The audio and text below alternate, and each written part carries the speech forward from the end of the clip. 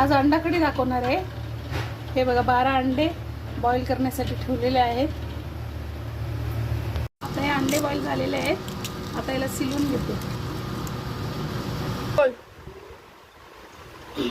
हे बघा अंडे झाले। आता माझी सोलून चमचे तेल टाकलं कढईमध्ये। आता अंडे फ्राय करून घेते। असं काटा चमच्याने थोडंसं त्याला शेक करून घ्यायचं बाहेर। हे असं तेलामध्ये टाकायचं। हे असं करून घ्यायचं आणि असं तेलात द्यायचं टाकायचं। हे बघा असे अंडे फ्राय करून घ्यायचे। मस्त याला गोल्डन गोल्डन कलर येईल।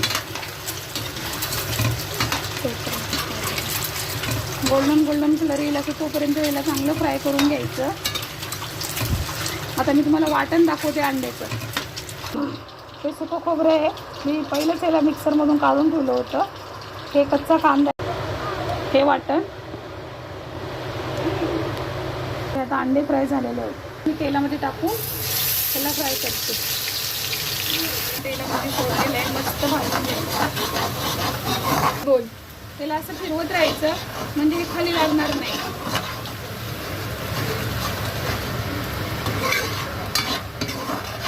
मी अर्ध्या अंड्याचे तुकडे करणार आहे।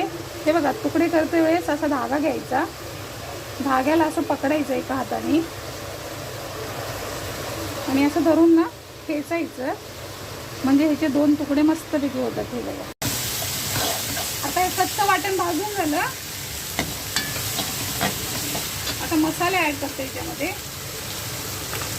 हे बघा मीठ, चवीनुसार मीठ, हळद, हे तिखट, मिरची पावडर, धनिया पावडर, जिरा पावडर 1 चम्मच, थोडंसं वरती टाकते।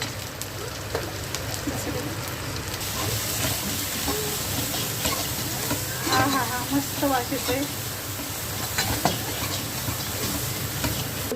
थोडंसं पाणी,